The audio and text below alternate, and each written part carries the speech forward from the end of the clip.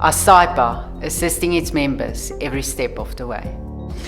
Good morning everyone. So we have Dr. Pillay again here on our channel for today, and today we are going to speak about the vaccination sites registration and what is the process on that. So Dr. Pillay, a question also from our members. What is the current process if you want to register your practice as a vaccination site? Thanks, Tanya. So that's quite a complicated process for the general practitioner. At the moment, we've got a lot of sites in terms of hospital sites. We've got a lot of pharmacy sites that are on the MFL. So the first process is really that you have to decide as a general practitioner, what process or what do you want to do in terms of being either a primary vaccination site, but you also have the option to link yourself up to a pharmacy. And that's also a good option where when you link to a pharmacy site, you don't have to then register as a primary site. You can then have an arrangement with the pharmacy where you can then vaccinate your patients. The third option is then also looking at volunteering as a vaccinator as a general practitioner. So 3 options. 1, being a primary site. 2, linking yourself and partnering with a local independent pharmacy close to you. And the third one is being a volunteer at one of the more big mass vaccination sites. Yeah. In terms of the primary sites, which is the most complicated one, there's a lot of checks and balances that are in place. You have to register on the MFL first. It's quite a process, and you also have to then apply for a permit to the National Department of Health to be a vaccination site. So that process does take a little time. Yeah. It's a Section 22A permit that the Pharmacy Council has to issue. Once you've gone through the MFL process, then there's a few other processes and steps that have to happen in terms of you have to then register with the EVDS as well as the SVS. So as a primary site, I don't think that it's necessarily the ideal option for all general practitioners, especially solo practitioners, because you do need a lot more staff and space. I think what's important is for doctors to first assess, in terms of the space at their practice and the volumes that they're going to see. Yes.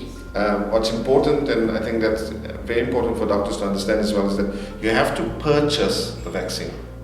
And for you to purchase the vaccine, there's a minimum quantity of up to 1,000 doses that you have to purchase. And I think a lot of practitioners, for them, that's going to be quite a lot of vaccines to be able to manage. Yeah.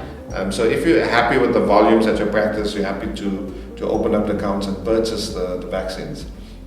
I think the next important thing to see is the flow in the practice, to make sure that if you are a vaccination site and it's in your practice, that it's not affecting your flow of your normal patients that will be coming into the practice. Because I think it's very important that as we see now that across the country we're going into this third wave, that we as general practitioners have to be prepared to treat patients as well. Definitely. So in terms of sites, it's been a little bit of a challenge because I think a lot of doctors are very keen to be a site.